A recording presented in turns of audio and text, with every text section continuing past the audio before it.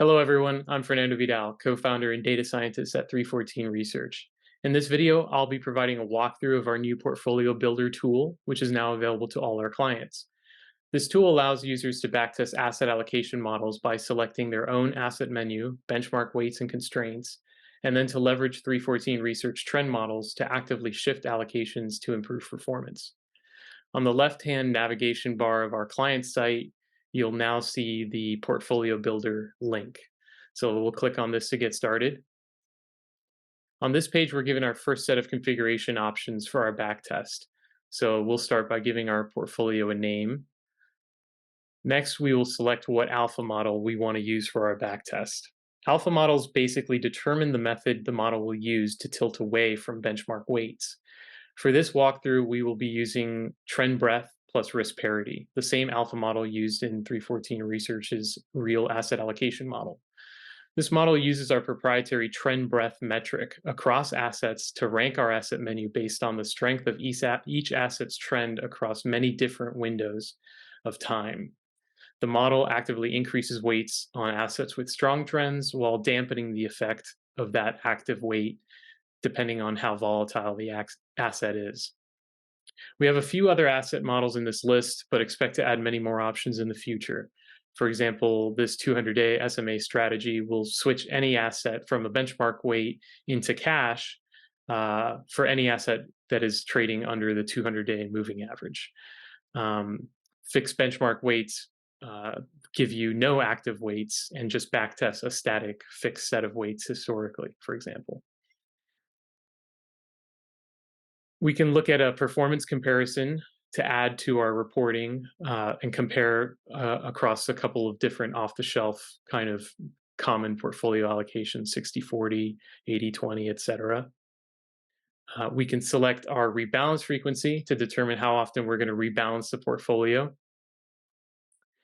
And then most importantly, we click on select assets to jump into the most important part of the process, which is selecting the assets that will be used in the asset allocation model. Here we see a list of all the supported assets for our model. We'll decide which assets to include in our model, and we can look at the performance stats for each one as we go through the list here. For this example, I'm going to do a very basic 5-asset model. So I'm going to choose US large caps, US bonds, managed futures,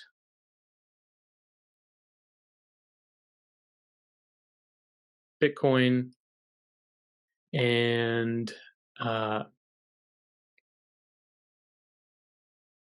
Europe. I'll set up the benchmark to have 50% in US large cap. I'm going to put 5% Europe. I'm going to put 35% US bonds.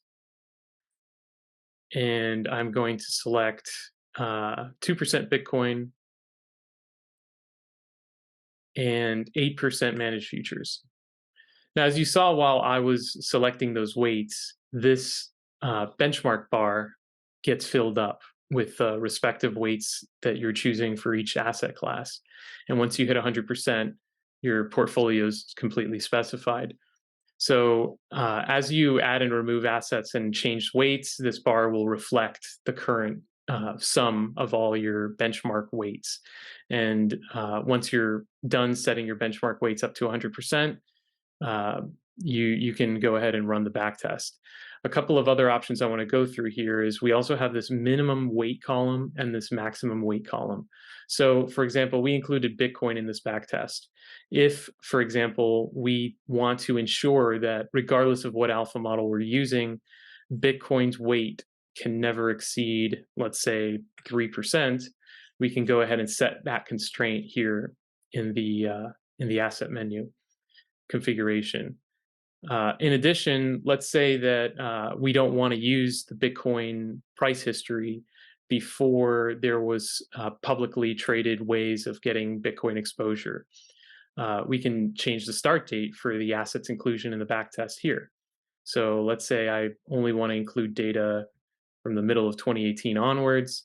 I can go ahead and select a date from 2018, and that will be the new start date for Bitcoin in the backtest. If you want to take a look at the selections you've made and strip out the ones that you haven't selected, you can hit hide unselected here and get a little overview of all the decisions that you've made for your backtest.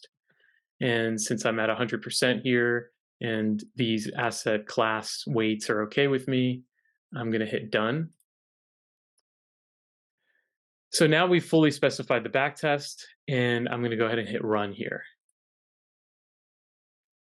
So this process of generating the backtest result will take about 20 to 30 seconds to run, depending on how many assets that you've created.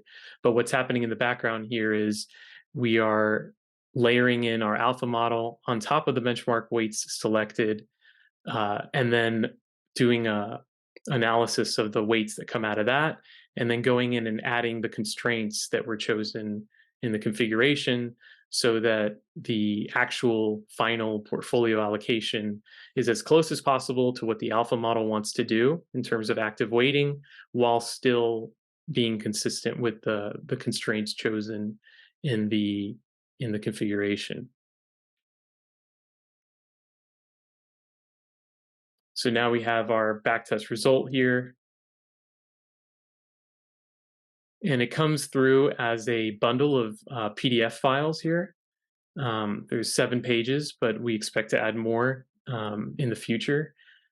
But the first page here is your kind of very high level summary of the asset allocation backtest result. You've got some important overall long-term historical statistics, max drawdown, Sharpe ratio, and then some short-term looks at month-to-date and year-to-date returns.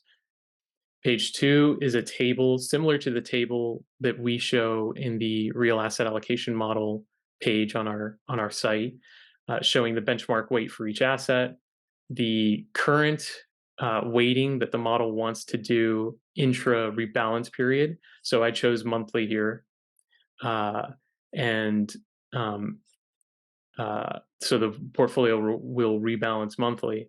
But if you are in the middle of a month, this will give you the recommended allocation intra-month. This highlighted purple column is showing you as of the last rebalance what the weight was. This column is here to basically give you an idea of what the model wants to do if you were to rebalance it right at this very moment. And then we have some historical perspective allocations at previous rebalance dates. Some basic pie charts showing you the current asset allocation as of the last rebalance. We have a shortened 5-year historical view of the equity line and the statistics of the backtest. We have this panel here shows you the historical ranges that each asset takes. So basically, these red dots represent the benchmark weights that we specified in our configuration.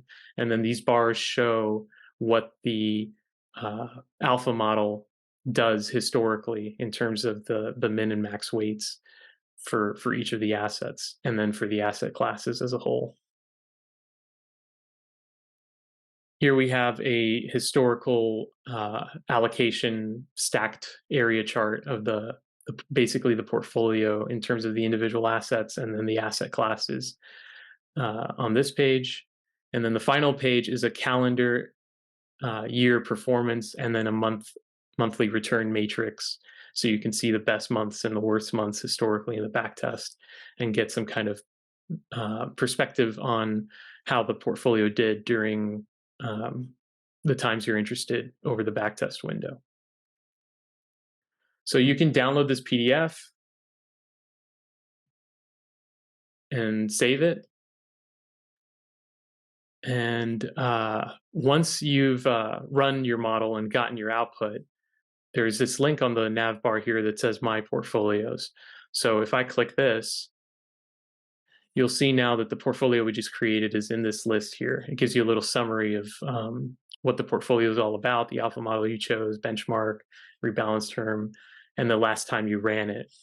So if we click back in here, you walk away from this UI and come back another day, and you want to see what the current model says, given the latest data, you go ahead and click in here, and you can see the original report from the last time you ran it, and you can update it and hit run again and kick it off to update. In the My Portfolios page, you can also clear out portfolios that you're not interested in keeping around anymore. And you can jump over to the portfolio builder to build a brand new portfolio with an empty configuration, um, to start over with a new one. So that is the current state of the portfolio builder tool, which is now available to clients. Uh, we are excited about adding a lot more features in the future based on client feedback. So we're excited to hear what you all think about it. Thanks very much for listening to this walkthrough.